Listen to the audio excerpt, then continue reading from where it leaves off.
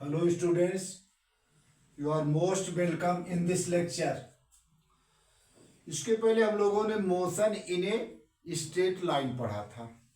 Now today we will discuss the motion of a body which is moving in a plane. Motion in a plane. First of all हम क्या पढ़ेंगे? Projectile motion. Actually इस topic में vector है, लेकिन हम vector बाद में डालेंगे. वेक्टर का वीडियो. प्रोजेक्टाइल मोशन बहुत इंपॉर्टेंट टॉपिक है. इससे फुल मार्क का क्वेश्चन हाफ ईयरली तक 11th में पूछा जाता है. हाफ ईयरली के बाद भी पूछा जाता, क्योंकि हाफ ईयरली के बाद एनुअल में हाफ ईयरली वाला पोर्शन भी इंक्लूड रहता है. तो यहां पर हम जानना चाहेंगे what is the projectile motion. देखो, कोई ट्रेन है, कोई भी व्हीकल है, उसको चलने के लिए हमको क्या चाहिए? डीजल, पेट्रोल, कोई भी फ्यूल चाहिए, ईंधन, इलेक्ट्रिसिटी सप्लाई कर दी जाए. कंटिन्यू जहां तक जर्नी हो ये चाहिए. जैसे ट्रेन चल रही है, चली एक स्टेशन से दूसरे स्टेशन तक, उसको डीजल चाहिए, इलेक्ट्रिसिटी चाहिए. बिना उसके वो अपनी जर्नी कंप्लीट नहीं करती. लेकिन अगर हम एक स्टोन ले लें, डायरेक्टली उसको इनिशियल वेलोसिटी दे दें, एक जगह से दूसरी जगह चला जाएगा.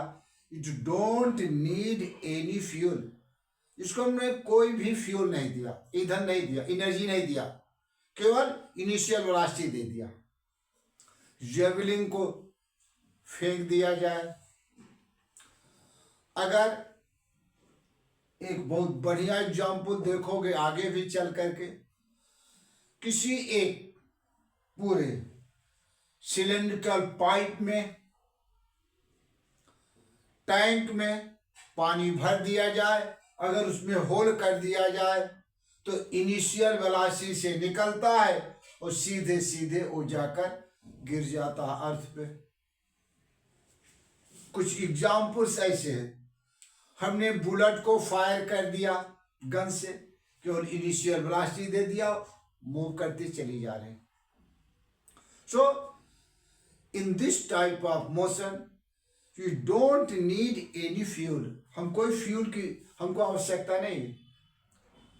तो ऐसे ही मोशन को यहां पर हमको पढ़ना है. Now how? If a body is thrown into the space with some initial velocity and obey the following condition. उसमें कुछ कंडीशन है. कंडीशन आप लोगों को याद करना है. पहली कंडीशन क्या? Moves under gravity only. इस पर केवल accession due to gravity G ही लगेगा, दूसरा कोई एक्सेशन इस पर नहीं लगता है. तो पहली कंडीशन पूछी जाए तो it moves only under gravity. और second, does not propelled by any engine और फ्यूल. इसको चलने के लिए किसी इंजन की या किसी ईंधन की जरूरत है. These are two conditions in the case of projectile motion. If that body follow these two conditions, moving under these two conditions, then motion is called projectile motion. ऐसे मोशन को प्रोजेक्टाइल मोशन कहेंगे. Example यहां हमने दे दिया. Javelin thrown by athlete, bullet fired by the gun, arrow shot by वो etc. जो path cover होता है, जो पाथ कवर हुआ, उस पाथ को कहते हैं trajectory. Trajectory path of projectile is called trajectory of the projectile. ये हमेशा पैराबोला होता है. इसी को हमको प्रूव करना है कि prove that path of the projectile is parabola. Now there are some assumption. Motion के दौरान हम कुछ अजम्पशन लेते हैं. पहला, एयर रेजिस्टेंस नेग्लेक्टेड. हमको एयर का रेजिस्टेंस नहीं लेना, तभी तो फ्रीली जी के अंडर गिरेगी, चलेगी, मूव करेगी. सेकंड, अर्थ का कर्वेचर नहीं कंसीडर करना है। Now the rotation of earth also not taken into mind, इन सबको नहीं लेंगे। साथ साथ हमको पता है जी की वैल्यू प्लेस टू प्लेस अर्थ पर भी बदल जाती है, जैसे पोल पर मैक्सिमम है, उसके बाद इक्वेटर पर मिनिमम हो जाएगी, यानी पोल से इक्वेटर के बीच अलग अलग रहेगी। लेकिन यहाँ पर हर पॉइंट पर, हर पोजीशन पर जी का मान कांस्टेंट फिक्स लेना है। एक कुछ अजम्पशन है। नाउ तो projectile motion is divided into two category. First horizontal projectile, second oblique projectile. What is the horizontal projectile? जैसे हम छत पे चले गए, बिल्डिंग के छत पे चले गए और किसी एक स्टोन को, बॉडी को हमने केवल हॉरिजॉन्टल वेलोसिटी दे दिया। The body thrown with the horizontal velocity from the top of a building. देखिए एक पैराबोलिक पाथ ले ली, इसको हॉरिजॉन्टल प्रोजेक्ट कर, किसी हाइट से अगर बॉडी को फेंकी जाए। सेकंड द ओब्लिक प्रोजेक्टाइल, अगर बॉडी को ग्राउंड से फेंके किसी initial velocity use making with the, यहां हमने हॉरिजॉन्टल कर दिया, then it also follow the projectile motion, it is the parabola also. तो इसको कहेंगे ओब्लिक प्रोजेक्टाइल या projectile thrown with an angle from the ground making with horizontal और vertical. तो one by one we will discuss about the projectile motion. Oblique projectile बहुत ज्यादा important है in comparison to the horizontal. इस पर questions अच्छे अच्छे पूछे जाएंगे एकेडमिक लेवल में, कॉम्पिटिटिव लेवल में। तो first of all we discuss the horizontal projectile. Here in the case of horizontal projectile, it is the first category. A. Let us suppose that any body is thrown from the top of a building of height s with the initial velocity u, horizontal velocity. Here during the motion, we will see that the final velocity of the body is divided into two parts, horizontal component and the vertical component, Vx and Vy. Here at the ground it is also Vx and Vy. हर जगह इसके दो component, vertical और horizontal component. During the motion दो एक चीजें आपको ध्यान में रखना है कि horizontal velocity is not very, it is always constant. अगर पूछा जाए कि during the projectile motion which is constant, तो horizontal velocity is always constant. जितना दिया जाएगा हर जगह पर उसकी हॉरिजॉन्टल वेलोसिटी, जैसे जब भी देखोगे ये Vx u के बराबर आएगा हर जगह, कहीं भी, यहां पर भी Vx यहां पर बटेगा हर जगह बराबर रहेगा। और ओब्लिक प्रोजेक्टाइल में एट द टॉप जब एकदम हाईएस्ट पॉइंट पर जाएंगे तो जी का मान डाउनवर्ड रहेगा, हॉरिजॉन्टल वेलोसिटी इधर रहेगी परपेंडिकुलर टू द जी। तो एक पॉइंट ऐसा मिलेगा जिसको हाईएस्ट पॉइंट कहेंगे, जहां पर एक्सेशन और horizontal velocity of the projectile is at 90 degree. Now, here, let us consider that कि P is a point, coordinate x y दिखा है at a particular time t, P point body है, जहां पर हॉरिजॉन्टल डिस्टेंस x कवर किया और vertical y cover किया। Condition है कि अगर हॉरिजॉन्टल एक्सेशन लिया जाए 0, क्योंकि हॉरिजॉन्टल एक्सेशन नहीं लगेगा, केवल वर्टिकल लगेगा जी, ये पहले बताया गया। तो वर्टिकल एक्सेशन जी है, हॉरिजॉन्टल वेलोसिटी प्रोवाइड की गई u, वर्टिकल वेलोसिटी नहीं दी गई, ऊपर नहीं फेंका, केवल हॉरिजॉन्टल दिया गया। Now the horizontal distance x equal to ux t plus half ax t square. Second equation s equal to ut plus half at square से ux u tt ax 0 तो हो गया x equal to u2, so t equal to x by u, t equal to x by u, it is first equation. Now for the vertical motion again s equal to ut plus half at square, y equal to uy into t, यहां y कर देंगे, plus half ay t square, uy 0 दिया था, 0 into t plus half z t square, it is equation second. Now there are two equation, first give the position, give the distance covered by the body in horizontal direction, and second the distance covered by body in vertical direction at a particular time. Now with the help of these two equations we can show that the path of projectile is parabola. There are few definitions, few terms here.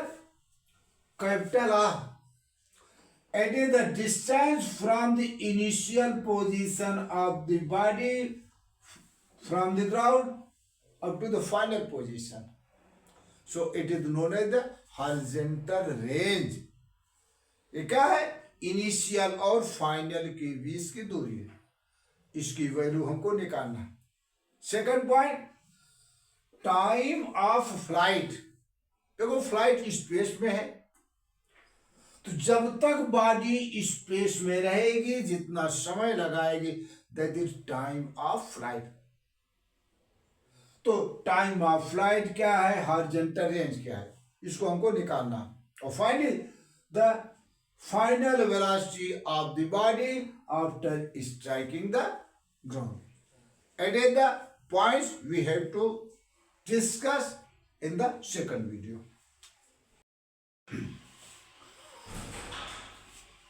जो पहला equation था हमारा t equal to x upon u, और दूसरा था y equal to half g t square.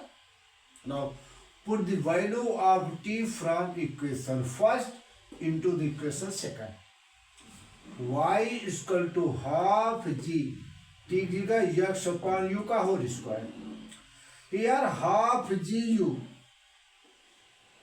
3 parameters are constant denoted by k. K is equal to z upon 2u square. So the above equation is in the form of y is equal to kx square.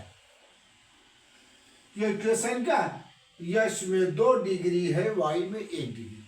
कहीं भी ऐसा equation मिल जाए, एक variable जो हो first degree का, दूसरा variable second degree का, दूसरे में क्वाड्रेटिक इक्वेशन है, तो वह इक्वेशन क्या कहलाएगा, equation of parabola. So the above equation is in the form of parabola. अगर आपको प्रूफ करना है कि prove that the path of horizontal projectile is parabola, तो यही हमको यहां तक दिखाना है। अब कुछ जो डिफिनीशंस है, उन डिफिनीशंस के बेसिस पर उस पर हमको फार्मूले निकालने हैं। Now time of flight, it is the time during which body is in space. देखिए टाइम, अगर हम बॉडी को यहाँ से डायरेक्टली यहाँ तक गिरा दे, पॉइंट पी, टॉप से एकदम ओ तक, इनिशियल पॉइंट तक, यहाँ से यहाँ तक भी केवल अंडर ग्रेविटी मूव करेगा, स्पेस में रहेगा, तो जो यहाँ से यहाँ तक का टाइम की है, वही टाइम अगर पैराबोलिक पाथ का ले लिया जाए, यह भी स्पेस बराबर है, तो यहाँ का भी टाइम बराबर होगा।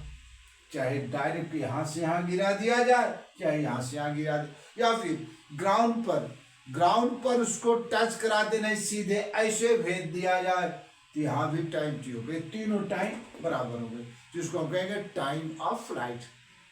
नाउ हम डायरेक्ट यही पी से ओ तक देखे सेकंड इक्वेशन से, h equal to half g t square, so time of flight t equal to 2h/g under root at the time taken by the projectile during which it was in space, known as the time of flight.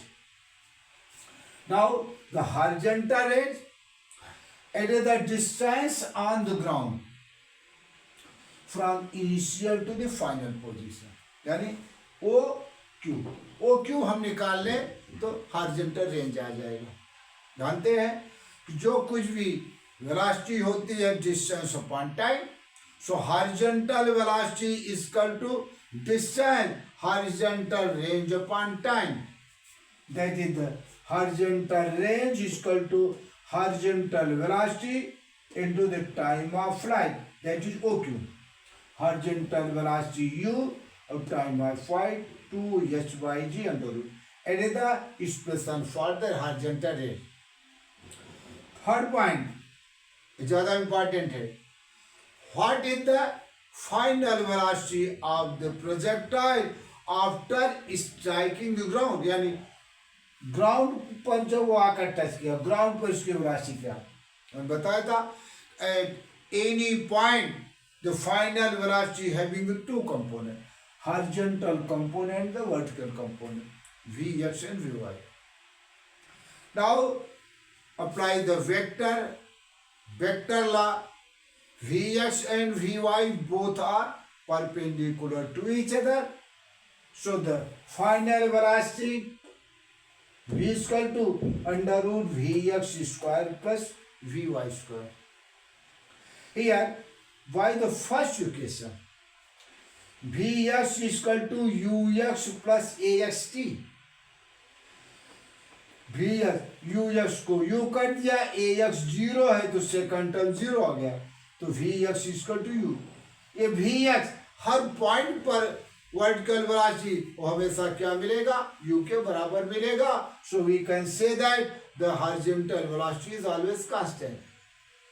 With the help of first equation, we can find out the vertical velocity. Vy is equal to Uy plus Ayt. Here Uy is equal to 0. Vertical velocity नहीं initial दी गई थी, horizontal दी गई थी. सो Vy is equal to 0 to t. Put these two values Vx and Vy, you will find out final velocity after striking the ground. It is equal to U square plus G square T square under root. Vx square, V square, Vy square under root. And it makes the angle theta with the horizontal, that is the tan theta is equal to Vy upon Vx, vertical upon horizontal, perpendicular upon base. So it is the gt upon u, that is theta is equal to tan inverse gt upon u. It is the final velocity after striking the ground, and it is the angle made by, ये angle जब निकालेंगे तो ये final जैसे यहाँ से जितने से ऐसे फेंका गया, यहाँ भी हम वही पाएंगे थीटा. तो ये सेम टू सेम सारे पैरामीटर हमको पढ़ने हैं in the case of oblique projector, लेकिन उससे ज़्यादा बढ़िया है अगर कहीं पर एक जैसे सिंपल क्वेश्चन पूछ लिया जाए कि इनिशियल वेलोसिटी जो हॉरिजॉन्टल है वो 9.8 है. What is the initial velocity, ये कह दिया जाए, ये कोई क्वेश्चन टाइप एग्जांपल दे दिया, initial velocity Ux equal to 9.8 metre पर second, and at any point, सीधे इनिशियल हॉरिजॉन्टल की ओर दिया था, और किसी पॉइंट पर जो फाइनल वेलोसिटी क्या, Vy equal to 0 to t 9.8 t. अभी हमने देखा था कि Vx is also U, which is also 9.8. पूछ दिया जाए किसी पॉइंट पर वी एक्स और वी वाई बराबर है। तो क्या यहाँ देख क्वेश्चन में 9.8 equal to 9.80 that is t equal to 1 second. 1 second पर अगर कोई बॉडी 9.8 मीटर पर सेकंड से हॉरिजॉन्टल वेलोसिटी दे दी गई, प्रोजेक्ट कर दी गई, किसी भी पॉइंट पर अगर हॉरिजॉन्टल वर्टिकल वेलोसिटी बराबर आ जाए तो पॉइंट क्या मिलेगा आफ्टर 1 सेकेंड। इस ढंग से क्वेश्चन अगर कोई दिया हो तो इस ढंग से उसको कर जाएंगे। तो ऐसे ही बहुत सारे क्वेश्चन हमको इस पे करने हैं, लेकिन हमको ज़्यादा फोकस करना है on the oblique projectile which I will give in the second video। ठीक है, कितना मिनट